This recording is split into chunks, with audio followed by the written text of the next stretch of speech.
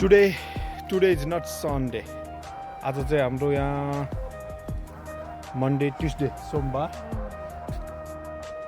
हामी चाहिँ यो हाम्रो दक्षिणकाली नगरपालिका वडा नम्बर 4 मा रहेको नागेश्वर महादेव माथि हुनुहुन्छ नागेश्वर महादेव। यो धेरै भएको छैन, यो स्थापना भएको पुरानोलाई चाहिँ यसलाई सुदृढीकरण गरेर चाहिँ यसलाई पर्यटकीय स्थल बनाएको छ।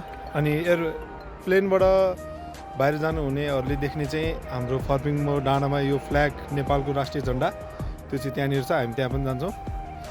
अनि आज चाहिँ सोमबार, हामी बिहानै दुईजना निकिता म जीवन हैन, हामी चाहिँ यहाँ अब यसलाई प्रमोट पनि गरौँ भन्ने हिसाबले हामी चाहिँ यहाँ छौँ।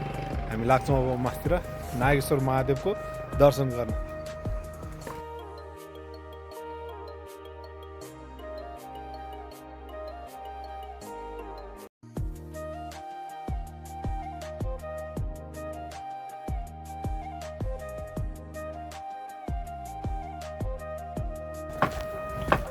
अब हामी चाहिँ नेपालको राष्ट्रिय झन्डा भएको ठाउँमा जानेछौँ।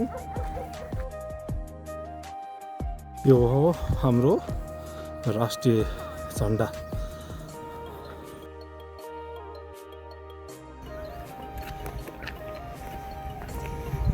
हाम्रो नेपालको झन्डा हो कि अनि आज फर्स्ट टाइम नेपालको झन्डामा आउँदैछौँ। सो हामी नेसनल फ्ल्याग लिएर पुग्न लागिसकेका छौँ। दक्षिणकालीमा रहेको सेज निकिता, इसमै जीवन। यहाँ पार्कमा घुम्ने ठाउँहरू थुप्रै छ, एनिमलहरूको स्ट्याचुहरू थुप्रै छन्। बच्चाहरूको लागि चाहिँ एकदम छ। अनि तपाईँहरूलाई यहाँ राति आउनु पऱ्यो भने चाहिँ अलिकति केही अब तपाईँहरू यहाँ भिजिटिङ गर्दाखेरि हल्का यसो साँझ पऱ्यो भने चाहिँ टेन्सन लिनुपर्ने छैन। यता जताततै सोलर प्यानलवाला लाइटहरू सबै हालेको छ। हाम्रो दक्षिणकाली नगरपालिका वडा नम्बर 4 बाट सोलर प्यानल लाइटहरू सबैतिर मजाले हालेको छ। यहाँबाट देखिने नजाराहरू चाहिँ दामी लाग्छ। यो चाहिँ अघिको मैले भनेको होटल भयो, रिसोर्ट। अनि यो हाम्रो Dakshinkali to Kathmandu main road. यो पारी देखेको यो जुन यो बागमती पारी देखेको जति पनि दृश्यहरू छ यो सबै ललितपुर एरिया हो। हजुरहरूले देख्नुहुन्छ यो फुलचोकी डाँडा मुनि यहाँ तपाईँको यसलाई चापागाउँ भन्छ, चापागाउँ। अनि तपाईँहरू उता लेले यतै भएर जानुहुन्छ, लेले ललितपुर एरिया।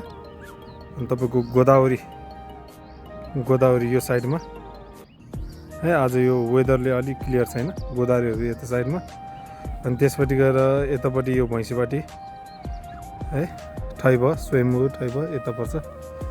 अब चाहिँ हामी फ्ल्याग हाउस आइसकेका छौँ। हाम्रो नेपालको राष्ट्रिय झन्डा जुन हजुरहरूले चाहिँ होइन प्लेनबाट जाँदा आउँदा इन्टरनेसनल फ्लाइट र डोमेस्टिक फ्लाइटबाट हजुरहरूले यो हाम्रो यो भ्याली प्रवेश गर्ने बित्तिकै तपाईँहरूले देख्न सक्नुहुन्छ। अब भ्याली प्रवेश गर्दाखेरि चाहिँ लेफ्ट साइडपट्टि बस्नेहरूले चाहिँ देख्न सक्नुहुन्छ यो हाम्रो नेसनल फ्ल्याग है। अनि त्यसपछि यता माथि गएर यो चाहिँ हाम्रो शिवको ठुलो जम्बू त्रिशूल है, जम्बू त्रिशूल एकदम ठुलो बनाएको छ। प्लेन पनि हेर्नु कति नजिकै छ यहाँबाट। अब यो यसरी तपाईँहरू जाने आउने क्रममा चाहिँ यो फ्ल्यागलाई चाहिँ ठ्याक्कै यहीँबाट देख्न सक्नुहुन्छ है। एकदम रिक्वेस्ट छ मेरो, तपाईँहरू यो दक्षिणकाली आउने बाटोमा बाँसबारी भन्ने ठाउँमा तपाईँहरू झर्नु भएर उता पर रहेको हाम्रो नागेश्वर महादेव, अनि त्यसपछि गएर चाहिँ हाम्रो बिग फ्ल्याग, अनि त्यसपछि हाम्रो भ्यालीभित्रको सायद ठुलो त्रिशूल हो यो है, काठमाडौँ उपत्यका भ्यालीको ठुलो त्रिशूल हो। यहाँ आएर हजुरहरू भिजिट गर्न सक्नुहुन्छ। एकदम पिसफुल छ यहाँको इन्भाइरोमेन्टहरू। अनि यहाँ चाहिँ यस्तो स्ट्याचुहरू पनि बनाइदिइरहेको छ ठाउँ ठाउँमा नगरपालिकाले बच्चाहरूको लागि इन्टरटेनमेन्टहरू, जस्तै यो सिंह लाइन होइन। अनि ठाउँ ठाउँमा हात्तीहरू अरू थुप्रै छन्। अब म तपाईँहरूलाई चाहिँ हामी एकदम नियर हो क्या भ्यालीबाट। यो चाहिँ तलबाट यो बाँसबारी साइडतिरबाट आएको बाटो भयो यो तल। अब म तपाईँहरूलाई देखाउँछु हेर्नु। ब्युटिफुल नजारा काठमाडौँ भ्यालीको। अलिकति वेदरले गर्दा चाहिँ पुरै क्लाउडली छ है, खुला छैन। हिजो राति पानी परेको भएर चाहिँ यहाँ चाहिँ अलिकति यो मौसम चाहिँ अलिक धम्म छ। म तपाईँहरूलाई जुम गरेर चाहिँ देखाउँछु है, जुम गरेर देखाउँछु भ्याली हेर्नु है। यो रह्यो हाम्रो कीर्तिपुर र दक्षिणकाली नगरपालिकाको एउटा पर्यटकीय क्षेत्र। यो चाहिँ व्हाइट हाउस भनेर चिनिन्छ यसलाई है। यो चाहिँ हाम्रो दक्षिणकाली नगरपालिकाभित्रै पर्दछ। अनि यो चाहिँ ध्यान गर्ने तपोवन, यो आश्रम जस्तो भनौँ न होइन। यसको बारेमा अलिक मलाई डिटेलमा थाहा भएन, मैले यति जानेको कुरो भने। अनि हाम्रो बिग चम्पादेवी चाहिँ यहाँ माथि पर्छ, सायद यो अलिकति छेकेको छ, यो डाँडा पछाडिपट्टि हो सायद। अनि त्यसपछि हेर्नु यहाँबाट म तपाईँलाई देखाइन्छु। यो चोभार भयो जुन चाहिँ एकदम पर्यटकीय स्थल हो होइन, धेरै आउनुहुन्छ आगन्तुक पर्यटकहरू। त्यसपछि गएर यो तलपट्टि रहेको यो तौड, मैले जुन हजुरहरूलाई डिटेल्समा भनिरहन्छु, हामी प्राय घुम्न पनि गइरहन्छौँ, प्राय लोकल होइन, लोकलहरू। अनि त्यसपछि रहेको यो यतापट्टि यो ललितपुर एरिया, सबै ललितपुर एरिया हो यो देखिरहेको। अनि त्यसपछि गएर यतापट्टि छ यो खोकना भन्छ। यो खोकना एकदम नेवार बस्ती, जहाँ चाहिँ तपाईँको दसैँ मनाउँदैन है। यो ठाउँमा चाहिँ दसैँ मनाउँदैन, उनीहरूको छुट्टै आफ्नै पर्व छ, जात्रा है। अनि उनीहरूले टिका सिका नि लाउँदैन दसैँ भनेर, खासै उनीहरूले सेलिब्रेसन गर्दैन उताको नेवारहरूमा चाहिँ।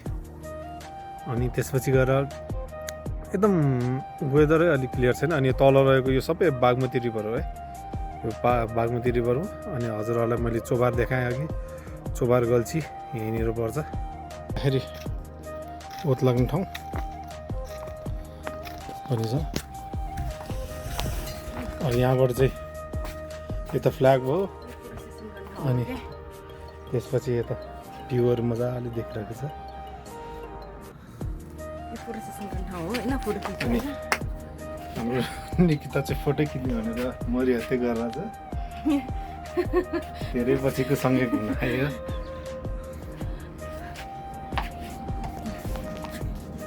हामी ठुलो हाम्रो शम्भु महादेवको ठुलो त्रिशुल भएको ठाउँमा चाहिँ हामी आइसकेका छौँ, नजिकै छौँ।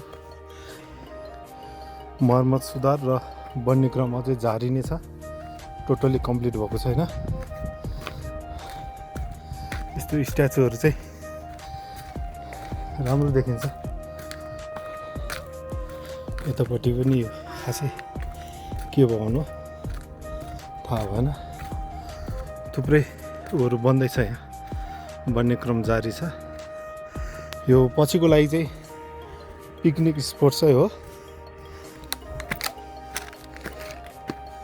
हामी त्रिशुलबाट आइसकेका छौँ, बिग त्रिशुल। फाइनली हामी चाहिँ त्रिशुलबाट आइसकेका छौँ। यो चाहिँ त्रिशुल भएको ठाउँ भयो, माथि त्रिशुल भएको ठाउँ। अनि यहाँ चाहिँ मर्मत सुधारहरू हुँदैछ, अझै बन्ने क्रमहरू जारी छ। जस्तै यो पछाडिपट्टिको पर्खाल लाउने होइन, अनि छेउछेउमा माटोहरू अब जुन पहिरो जाने ठाउँ यस्तोहरूमा वाल लाउने कामहरू थुप्रै बाँकी छ, देख्न सकिन्छ। टोटली कम्प्लिट भएको छैन, तैपनि अब तपाईँहरू घुम्न आउन सक्नुहुन्छ यहाँ। एउटाले यहाँ थकाइ लागिरहेछ।